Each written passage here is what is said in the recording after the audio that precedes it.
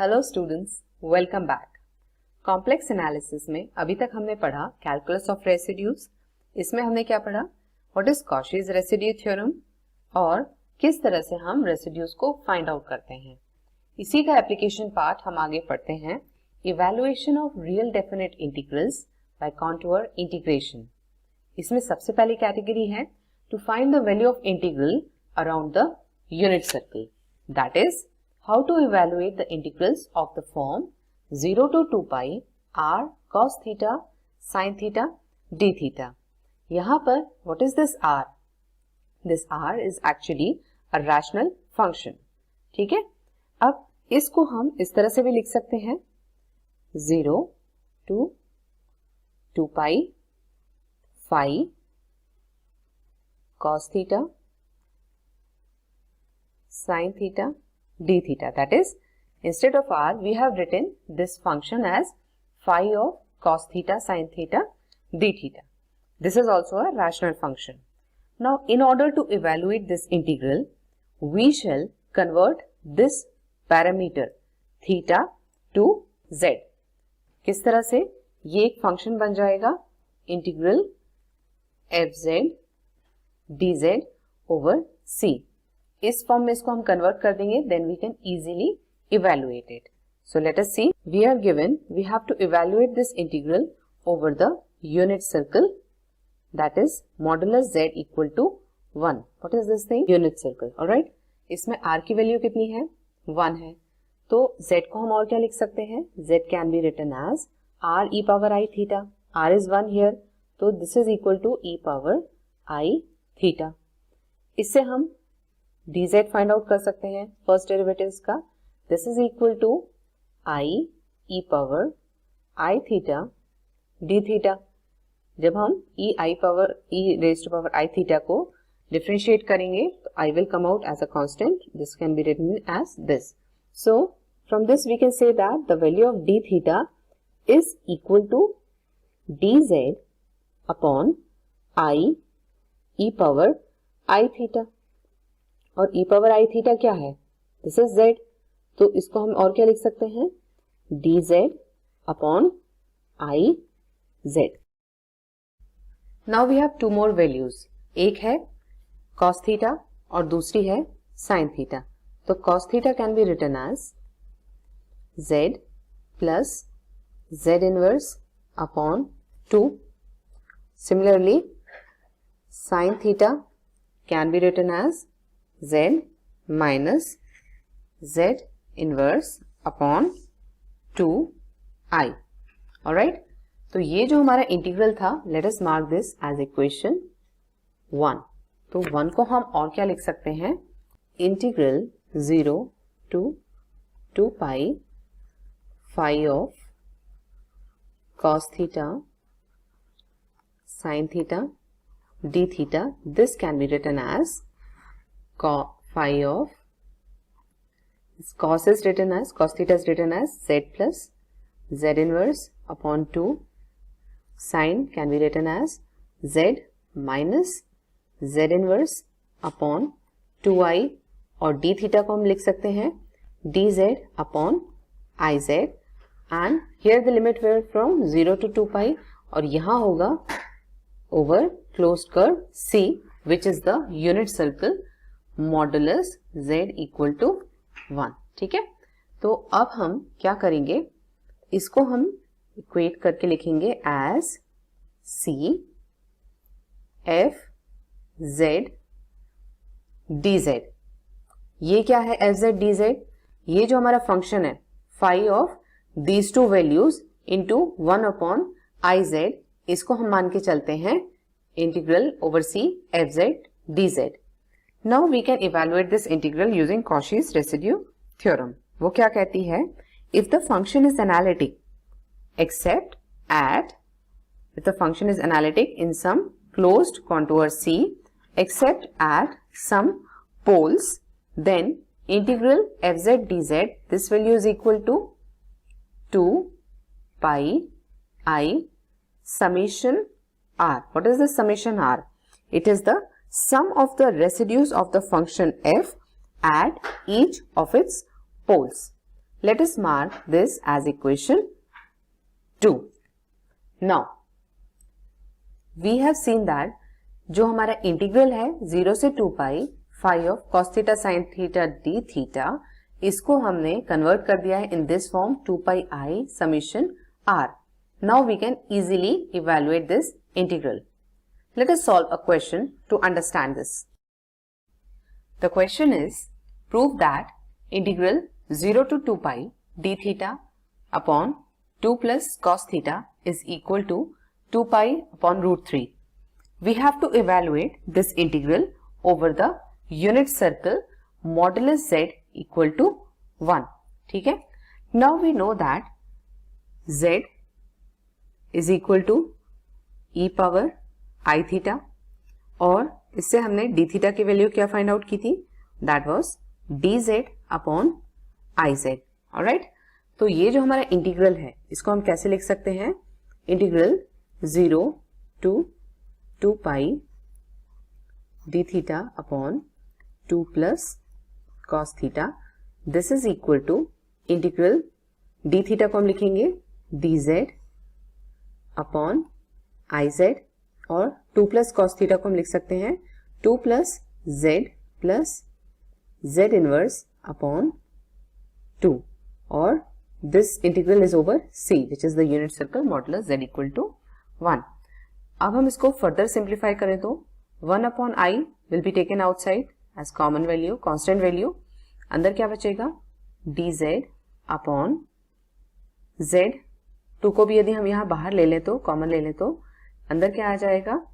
4 plus z inverse can be written as 1 upon z is equal to, ये जो 2 है इसको भी हमने बाहर ले लिया, taking all the constants out. यहाँ पे हमें कोशिश करना है जितने कांस्टेंट्स हैं वो हम बाहर ले लें इस इंटीग्रल के. अंदर क्या बचेगा? dz अपॉन z इंटू, यहाँ पर फिर से हम एलसीएम लेंगे, this will be z square plus 4z plus 1 upon z. तो ये जो दो वैल्यूज हैं z की ये एक दूसरे को कैंसिल आउट करेंगी तो हमें क्या मिल रहा है यहाँ पर? This is 2 upon i integral over c dz upon z square plus 4z plus 1. इसको हम लिख सकते हैं 2 upon i integral over c fz dz. जहां पर fz क्या है? fz is 1 upon z square plus 4z plus 1. Now we can evaluate this integral using Cauchy's residue theorem. इसके लिए हमें क्या चाहिए? We have to find residues. For that first we need to find the poles. Poles find out करने के लिए क्या करेंगे? We shall equate the denominator z square plus 4z plus 1 to 0. Quadratic formula use करें तो z की वैल्यू क्या आ जाएगी? Minus b plus minus b square that is 16 minus 4ac that is 4 itself upon 2a and this is equal to minus 4 plus minus 16 minus 4 is 12 that is 3 into 4 that can be written as root 3 into 2 upon 2. तो इससे हमें दो values मिल रही हैं. एक value है -2 plus √3 और दूसरी वैल्यू आ रही है -2 माइनस √3. जो हमारी फर्स्ट वैल्यू है -2 plus √3, this is actually equal to -2 plus √3 की वैल्यू होती है 1.732. तो this value will come somewhere approximately around 0.26268. ये वैल्यू आ रही है और this value it is less than 1. Therefore ये हमारे यूनिट सर्कल के अंदर लाया करेगी. और ये जो दूसरी वैल्यू है -2 माइनस 1.732, क्लियरली ये हमारे यूनिट सर्कल के बाहर लाया कर रही है. तो we will not consider the second value, we will just consider our first root. तो यही होगा हमारा pole. And what kind of pole is this? This is actually a simple pole, ये हमारा सिंपल पोल है। अब हमें रेसिड्यू फाइंड करना है, तो रेसिड्यू के लिए क्या एक्सप्रेशन है, residue f of 2 plus root 3 minus 2 plus root 3 is equal to limit z tends to minus 2 plus root 3 of z minus z naught. तो z नॉट यहां पर क्या है, माइनस 2, तो minus minus plus 2 minus root 3 into f z. And what is f z equal to, f z है 1 upon z square plus 4z plus 1। इसको हम कैसे लिख सकते हैं, limit z tends to minus 2 plus root 3 z plus 2 minus root 3, और ये जो हमारा क्वाड्रेटिक इक्वेशन है इसको हमने फैक्टराइज किया है इनटू 2 रूट्स। तो एक को हम लिख सकते हैं z प्लस 2 माइनस रूट 3, और दूसरे को हम क्या लिख सकते हैं, z प्लस 2 प्लस रूट 3, क्योंकि दूसरा रूट हमारा क्या आया था, माइनस 2 माइनस रूट 3, तो z माइनस z नॉट करेंगे तो यहाँ पर क्या आ जाएगा, प्लस वैल्यू आ जाएगी। Now we can see these two values are getting cancelled, सिर्फ क्या बचा है, z plus 2 plus root 3। Applying the limit, ये वैल्यू क्या आ जाएगी, 1 अपॉन z की जगह हम लिखेंगे minus 2 plus root 3 plus 2 plus root 3। ये वैल्यू क्या आ रही है, this is coming out to be 1 upon 2 times of root 3। ठीक है, तो ये क्या है, रेसिड्यू एट दिस पोल। दूसरे पोल पे रेसिड्यू की वैल्यू क्या हो जाएगी, 0 हो जाएगी, because it is lying outside the contour. Now going back to our integral, what was it? This is the value 2 upon I integral over fz dz. ये वैल्यू फाइंड आउट करनी है हमें, तो integral over c fz dz ये क्या हो जाएगा, 2 upon I integral over c fz dz is equal to 2 upon I times integral fz dz को हम लिख सकते हैं 2 pi I summation r. All right, this is equal to 2 upon I into 2 pi I. What is summation r? Sum of the two residues. और वो क्या है value, 1 upon 2 root 3, और दूसरा रेसिड्यू क्या है, 0 है।